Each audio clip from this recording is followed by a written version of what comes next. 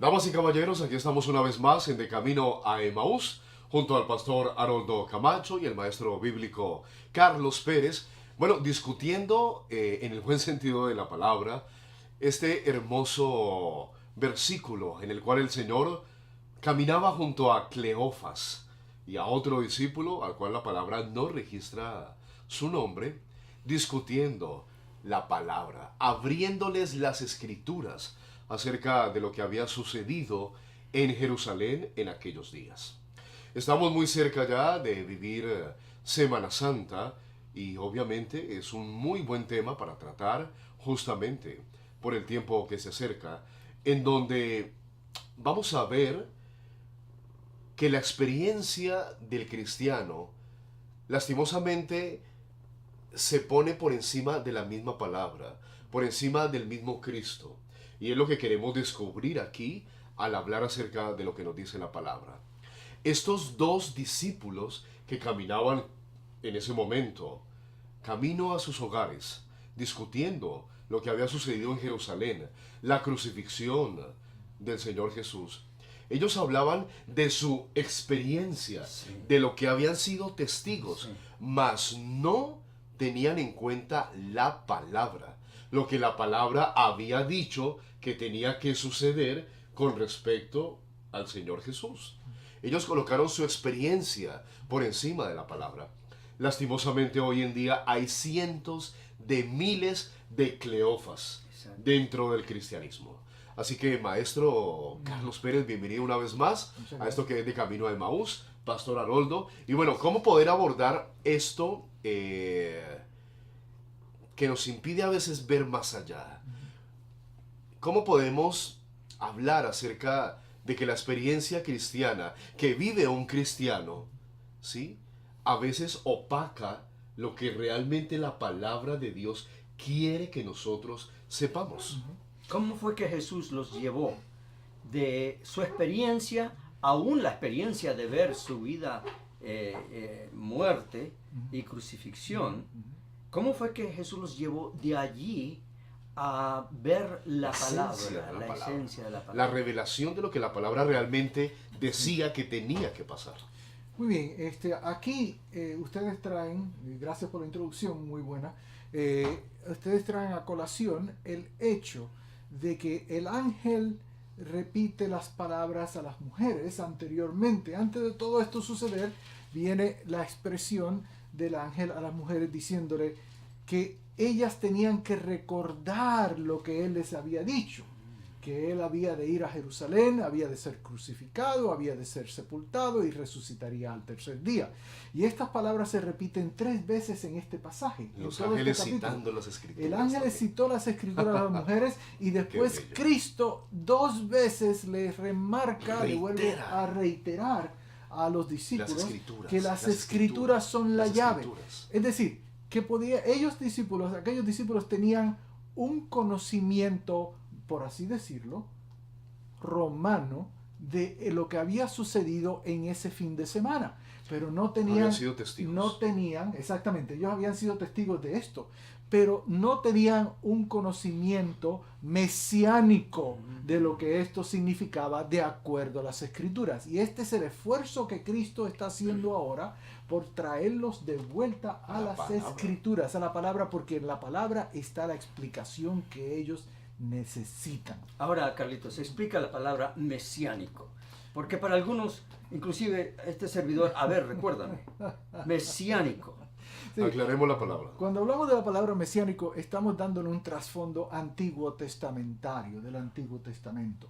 Todo lo que se había prometido desde el Génesis hasta el último libro del Antiguo Testamento, Malaquías, todo eso era una parábola escrita, no que fuera una cosa no histórica, era completamente histórico, pero Dios escribió la historia de su Cristo, del medio de salvación para la humanidad, en cada una de la vida de sus hijos a través del Antiguo Testamento, y la registró en esas páginas para que el que lo mirara pudiera decir: allí está el Mesías, allí está el Cristo, el ungido de Dios para esta labor de salvación.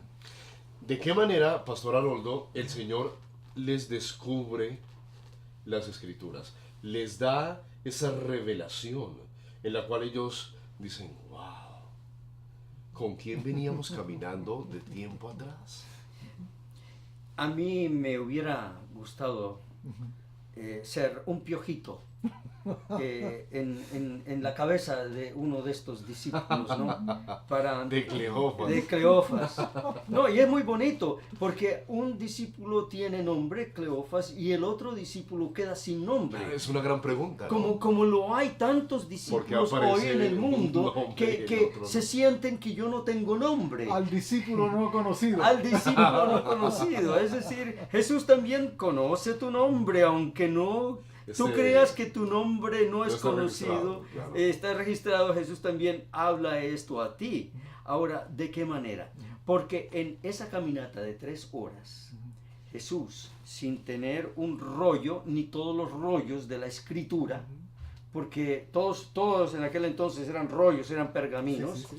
sin tener un computador en el cual estaba haciendo un Google Search, No tenía los ¿no? problemas.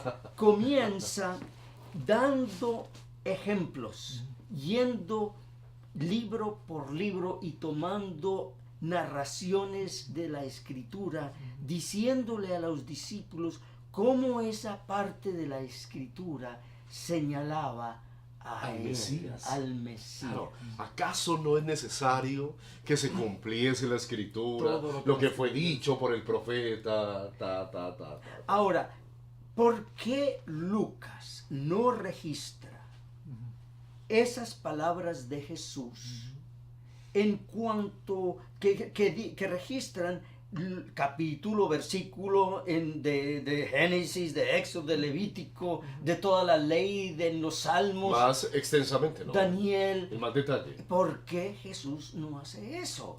Lo simplificó. ¿Por qué Lucas deja eso colgando allí? Como que a uno le da pica, como que, a ver... Dime más. Y es Quiero saber precisamente... mucho más. Y es precisamente para que uno vaya a las Escrituras. Exactamente. Y busque esos lugares de las Escrituras. Claro, te anima, ve, regresa. El tiempo corre demasiado. ¿En qué momento han pasado ya 10 minutos? ¿Cómo poder concluir este pensamiento hermoso de regresar a las Escrituras?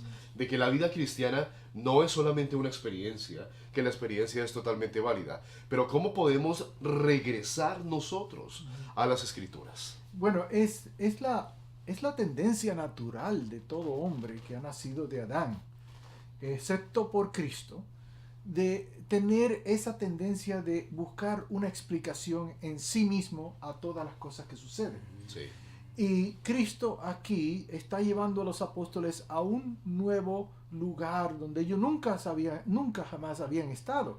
Y es el lugar de ellos verse no a través de lo que ellos piensan de sí mismos, sino a través de lo que Dios piensa de su Cristo, de lo que Dios piensa del Hijo. No nos debe importar lo que Dios piensa de nosotros, sino lo que Dios piensa de ese Cristo precioso que se convirtió en nuestro sustituto, nuestro representante, nuestro garante, nuestro salvador.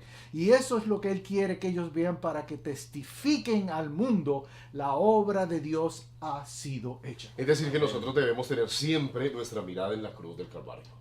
Siempre. Nuestros ojos fijos en La cruz. Jesús.